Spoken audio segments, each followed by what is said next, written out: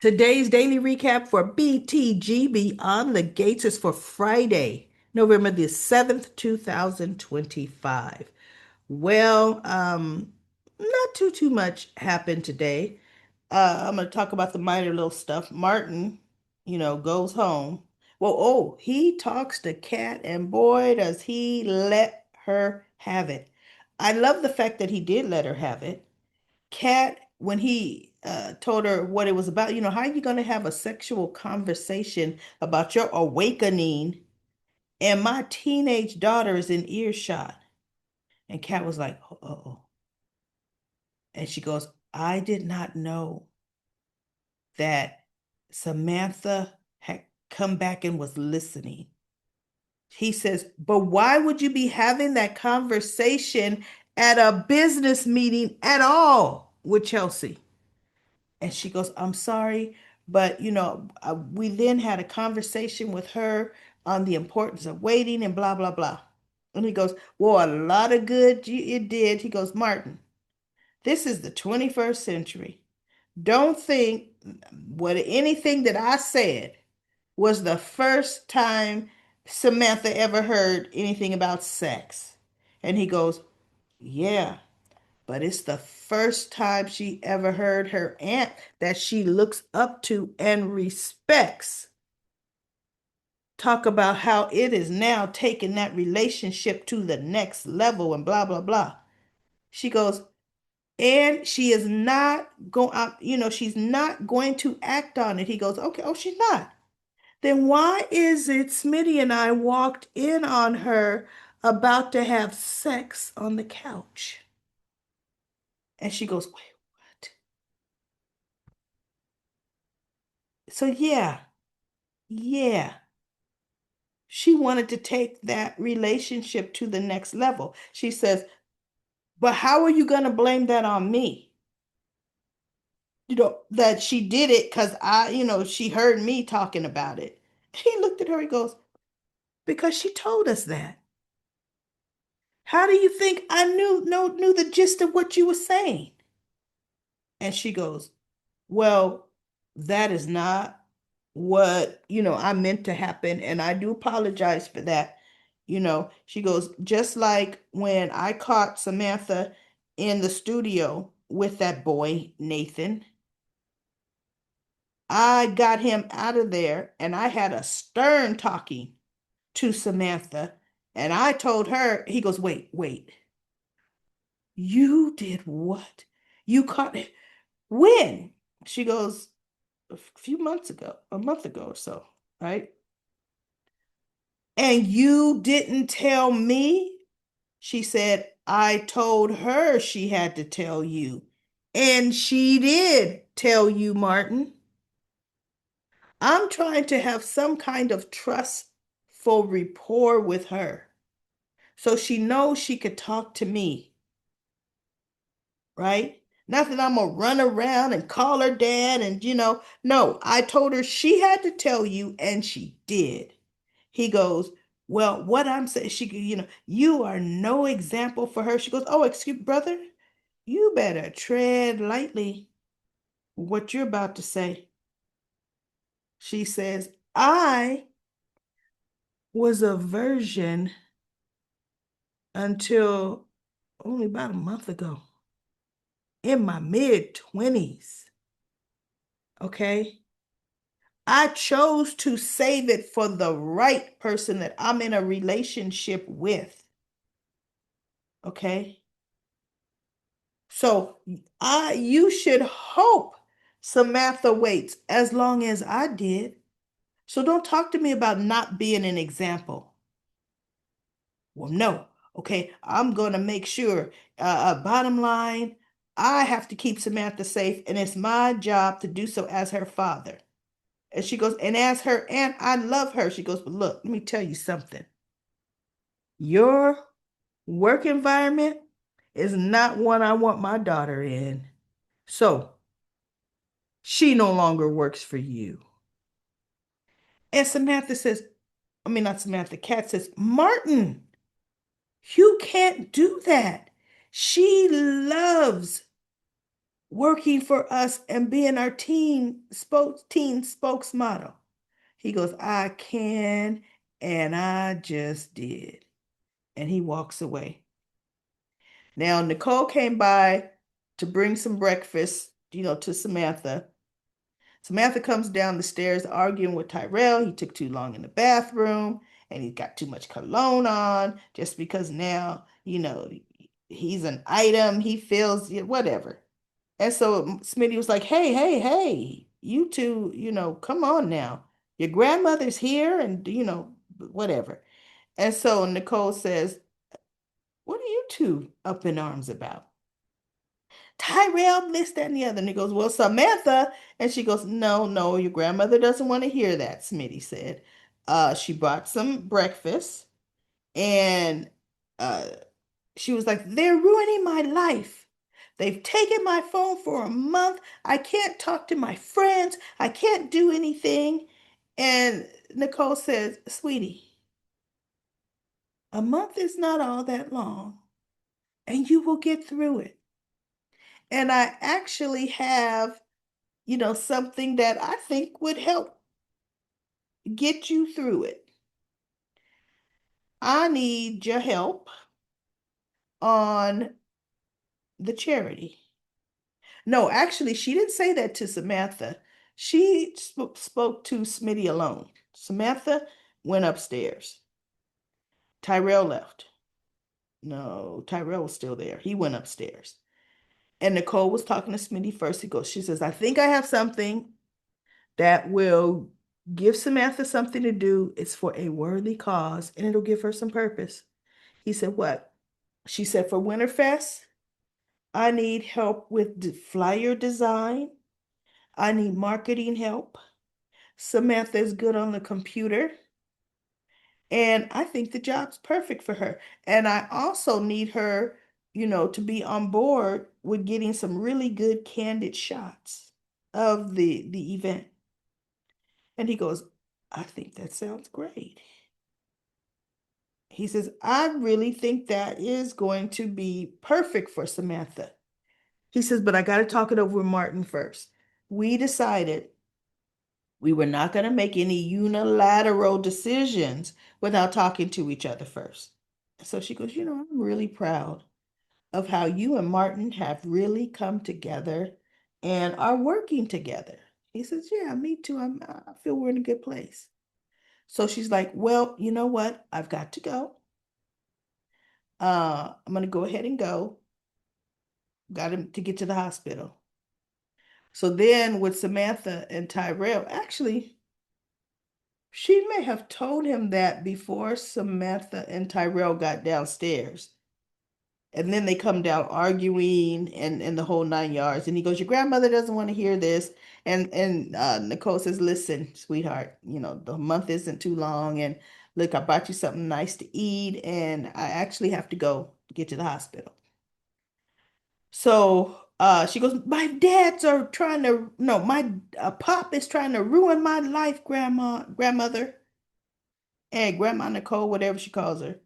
And she goes, well, your dads will work it out, and you all will work it out as a family. So she leaves, and Smitty tells her, your grandmother gave a suggestion. And she's like, what? That you help her with the charity event, Winterfest. Really? So I get to go. See, she's already plotting. He says, you'll be working, Samantha. She needs you to help with some flyer design, some marketing. She's got a list of things she needs you to do. And that's perfect for me. I definitely want to do it. And so he goes, but I didn't give her an answer. I've got to talk it over with your pop first. We have to both agree. And then she's like, well, we could kiss that guy. You kiss that goodbye. We know how he is. He's never agreeable to anything. She goes, so Smitty says, look, with that attitude, he won't be agreeable to it. So I think you need to adjust your attitude and be on your best behavior if you want your pop to say yes. And Tyrell says, "Oh, so we were into lying to Pop now? Because she don't have a good attitude, right?" And she just looks at Tyrell. And he goes, "No, we're not into lying to your Pop now, but she does need to adjust her attitude." So anyway, Martin comes home and she's smiling. "Hi, Pop. How are you doing?" And he goes, "Okay, so you're going to be angling for something.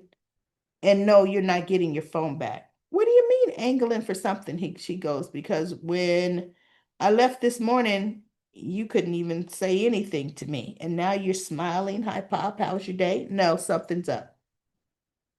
So Martin says, no, Smitty says, "Well, Martin, Nicole came by and she has a request. She's requesting, can Samantha help her with the charity event, Winterfest? She needs some flyers made, some marketing material, and she's got a list of other things she wants Samantha to do. But I told her I needed to talk to you first."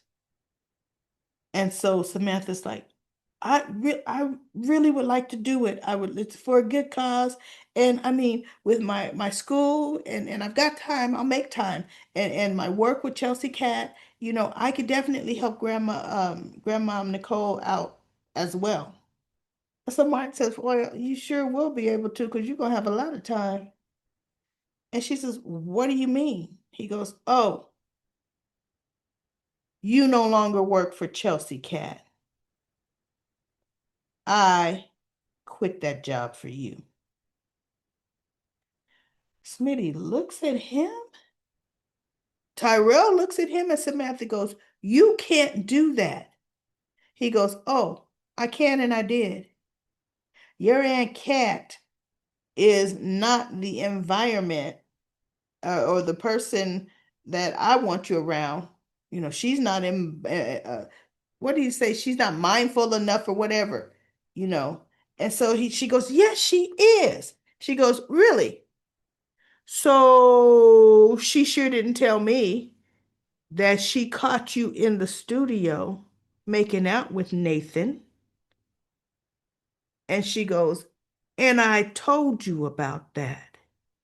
He says, "Samantha, you didn't tell me the whole story, and you know it."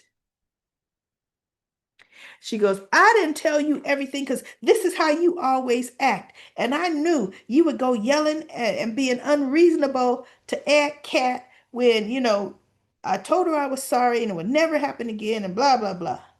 So then she goes, "You are ruining my life. And I tell you, I hate you."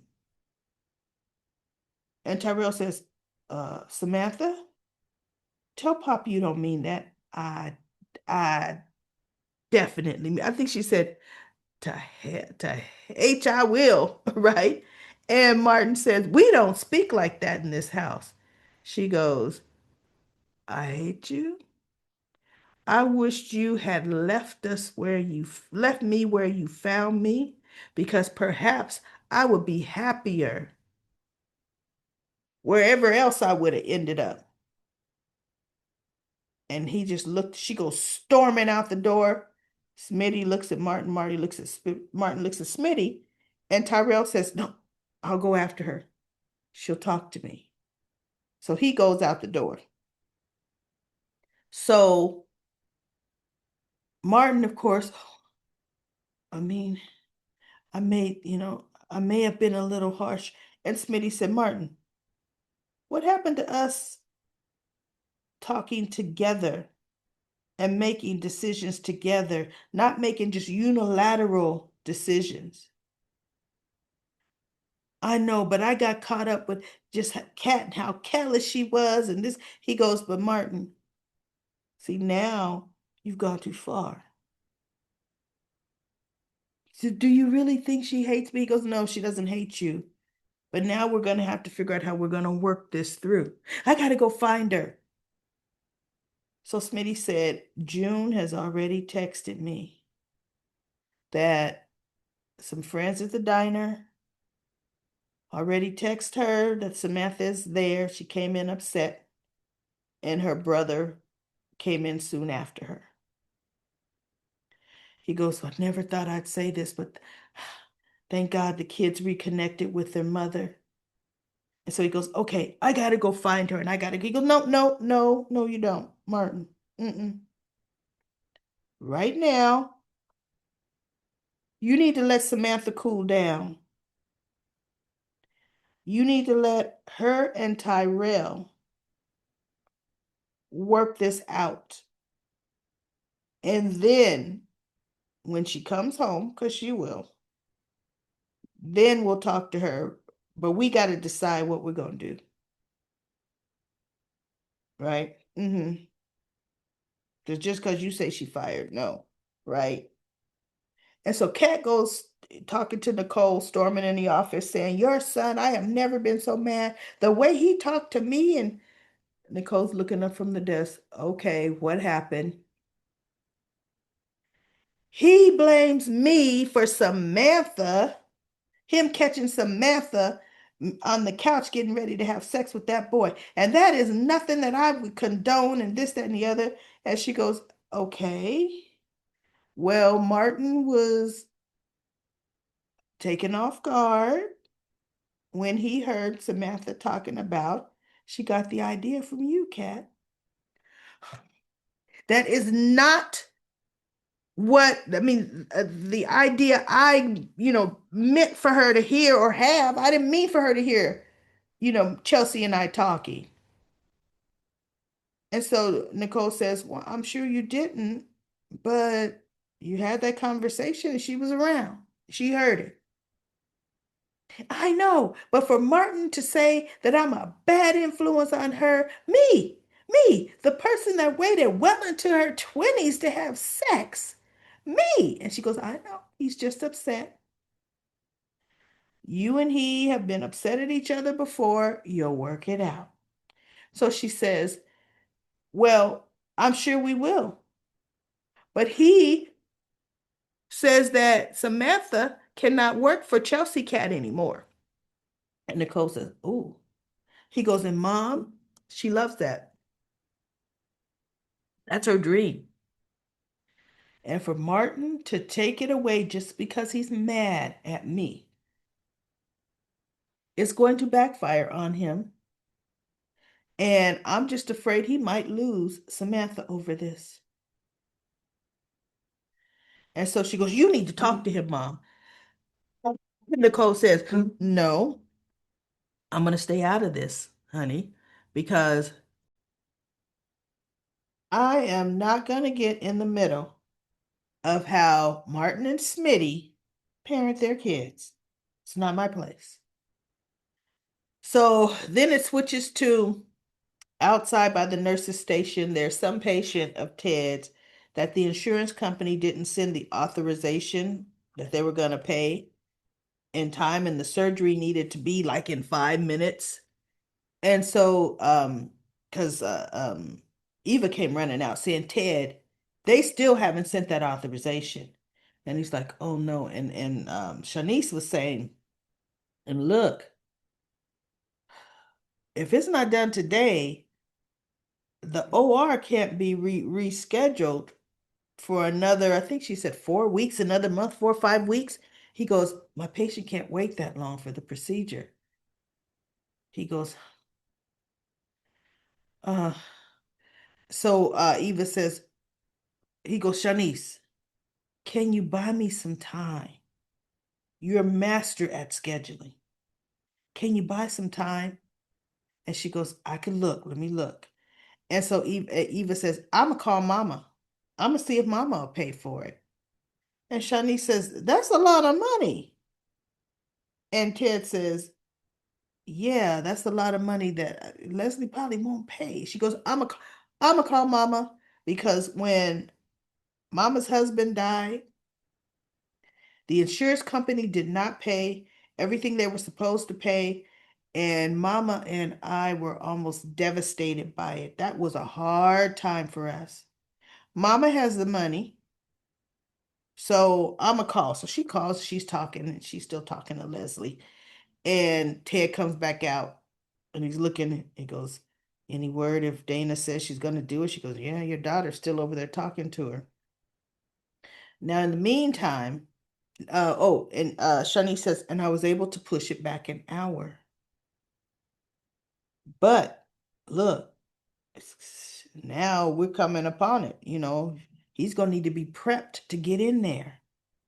So Nicole and Kat were coming out her office, going to the elevator, and Eva jumps up and she's running around to the nurse's station and she goes, Dad, Dad, Mom says she's gonna pay for it. She's gonna be Mr. Jarvis's sugar mama. And he goes, What, really? And Chelsea looks, she says, What did you just call him? And Eva said, Dad. And Kat's getting ready to rear up, and Ted says, Kat, I told Eva to call me Dad. Okay. I told her to do that, and it is about time. So Kat says, um, well, then you need to enjoy the one daughter you have left. She goes stomping off in cat fashion. Ted looks at her stomp off, and Shanice says, Dr. Richardson, you need to scrub in. And he goes, yeah, you know what, you're right. I'll catch up with Eva later. I mean, not Eva. I'll catch up with Kat later. And he goes to scrub in. And Eva's just looking at, Kat storm off. So Eva looks at Nicole and says, aren't you going to go after Kat? And Nicole looked at Eva. Nicole said, Ted's relationship with Kat is Ted's relationship with Kat. Just like Ted's relationship with you is Ted's relationship with you. I cannot interfere in either one of the relationships. Ted will figure it out. And Nicole turns and goes on to the elevator. Look, for one thing, we know Nicole and Kat are not that close. They really aren't, everybody. They really, really aren't. But yeah, Nicole's like, oof, no, that's her daddy can go deal with that hot mess. I ain't dealing with it right now. So anyway, Tyrell showed him and Samantha sitting in a booth, and she's pouting mad. And so he sits down and she looks at him. He goes, I got you, sis. I got you. And he puts his hand across the table and she puts his hand in hers, right? And then Pamela. Now, this was the part that I saved for last. Pamela bailed. Oh, Joey ended up telling Vanessa he loved her. Man, it was nothing. Uh, now Vanessa feel like she got all the cards. Pamela comes in and says she cannot go to LA. There's a superstar client that every agency is trying to sign this model. And she goes, and she's coming to LA. I mean, here. She's going to be in town for a few days. This is my one window to get her over to the agency. I cannot go to LA with you. And Danny was having a fit. She goes, this is our first debut project with our agency. I need you there to make sure everything is going smooth. We both wear different hats, Pamela. And I need you to do your hat. I need you to make sure X, Y. She goes, Danny, you're a pro and you could do it. She's like, Andre, help me out. And Andre's like, that's up for you two to work out on. I'm not getting in it. So anyway, of course, Danny ends up conceding. And she goes, Andre will do great. He goes, well, it's only a couple pictures. And so then Pamela looks at him and says, no, no, no, it's a full-blown campaign. And I'm thinking, that's not what you told him yesterday, Pamela. See, this is the kind of stuff that I don't like. And it's actually commercials. It's a whole bunch of things. And the contract will go for a while. Ridge said it. You made it like it's a one day stinking shoot when she's talking to Andre. So Andre was on Danny. When she sees Pam out, she comes back and Andre's just looking out the window. And he looks at her. She goes, all right, spill it. What's going on? And he said, nothing. She goes, no, no, Andre. You know we ain't about that. You tell me what's going on. Because that's what we do. And he says, look, I may be a whiz behind the camera. Because that's what I do. He says, but when the shoe was on the other foot, he goes, I'm nervous. I don't know if I could do this. I've never been a model before. I've made supermodels, or I've taken award-winning pictures that make supermodels. And she goes, okay, you know what? Come with me. Come with me. So she takes him into the bedroom. She slips into this red, sexy lingerie and she sets up the camera and bam! She brought all that camera sexiness out of Andre. I was like, go ahead, Danny boy. You got that man working it. She goes, you see the way you looking at me right now? He goes, yeah, boy, I would like to make love to you right now. She goes, okay, keep that look and that feeling. Now look at the camera and make love to the camera. She goes, just picture me in the camera. And he kind of looks at the camera and she goes, all right, now let's let the camera do its thing. And she's, taking him through these poses and he's just going right in it. And after he's, kissing her, he look up at the camera and kind of raise that one eyebrow. I said, oh, look at there.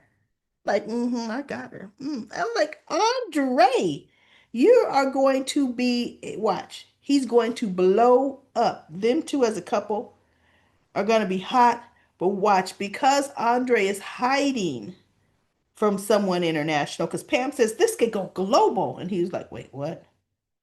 It's going to bring out whatever trouble he has in Milan or wherever it's going to be. They're going to come to Fairmont Crest looking for him. Watch. Hmm. So anyway, but I was just super impressed. I was like, now you do that for Forrester, especially everybody. The picture on the bottom row in the middle. That picture right there is the ticket. That's the hot shot. Mm. Forrester Creation needs to use that one. But anyway, everybody, that's it. That is it. I'll be back on Monday with another. Now, you know what? Let's see what we got going on in Comment Corner. Let me go to Comment Corner and I'm going to say a few comments from Comment Corner.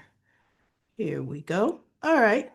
Let me do my trusty, dusty. Yep, because we got quite a few, and I don't know if I'm gonna be able to make it through all of that. Everybody, good. Sandra says, I really enjoyed the conversation between Joey and Isaiah. It shows Joey does have a heart for people who he maybe thinks can do something with their life. Something different in Joey that shows he will help people that he cares about do better. Vanessa wants the gangster life. Now, I mean, gangster life, but now she's learning more about Joey that she never thought he would be. Good for Joey.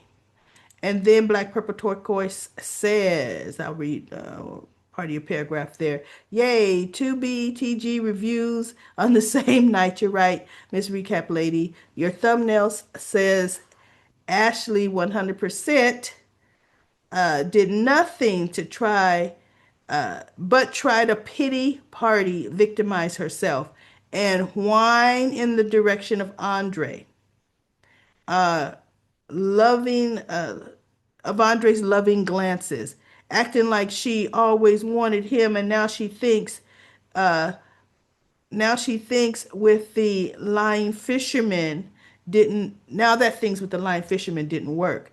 But when Derek, her and Derek months ago, when the show was first starting, they were solid. They sure were solid, very solid, right?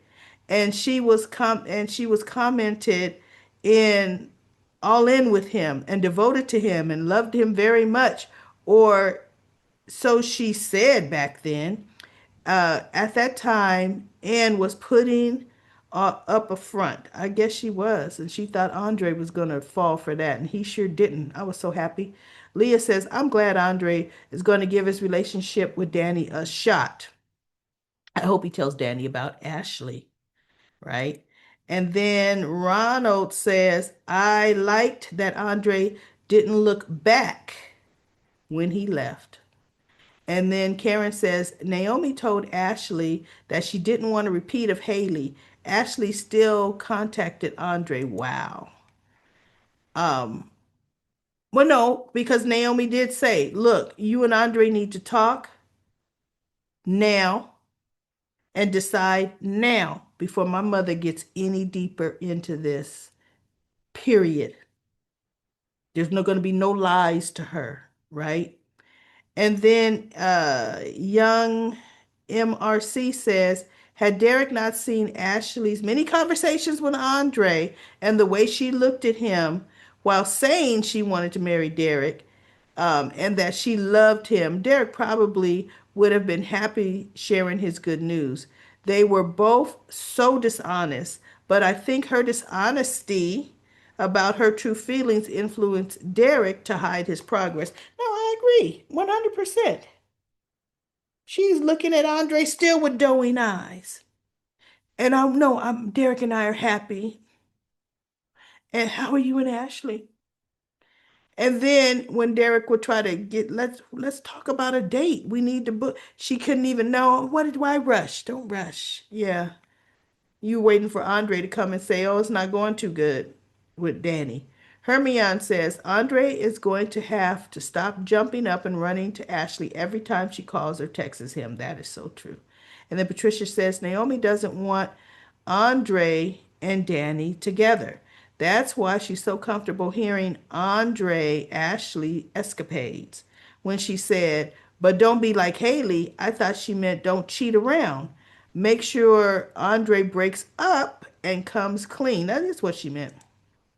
Also, Danny slash Andre shippers shouldn't celebrate too soon. He still doesn't know about Danny kissing Bill. I know he sure doesn't. Will Danny go back to Bill after Haley blow? I know, man. Danny could kind of hurt Andre's little heart. Anyway, let me see. I think Bill's spy took pictures of Haley, of Andre being in Ashley's apartment, and will give it to Bill. You know, Bill will show Danny the photos when Andre grabs Ashley's hand and turned her down. The photos will appear that something sensual, well, it could be of something sensual. I hope it isn't the case or wasn't the case. I really like Andre and Danny together. I am so tired of insecure Derek. He is a hot mess when it comes to Ashley. I mean, a hot mess too. And then Lisa says, I wish Andre and Ash Whoa! I wish Andre and Ashley got together. Danny is going to leave Andre for Bill once everyone finds out about Haley. There is nothing compatible whatsoever with Andre and Ashley. Not at all. There isn't even heat with Andre and Ashley. This Chemo Beauty says Ashley can't wait for Naomi to leave, or couldn't wait for Naomi to leave so she could jump on the phone to Andre, even though she told Naomi she wouldn't try to come between Andre and Danny.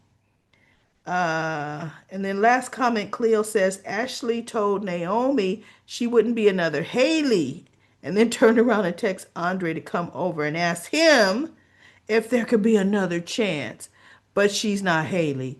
Girl, that's some Haley BS you're pulling. That's funny. All right, everybody. That is it for Comment Corner. There were a few more comments, but you know what? I'm happy Comment Corner was pretty hefty on that day. Everybody finished reading the rest of the comments. I will be back on Monday with another daily recap of BTG Beyond the Gates.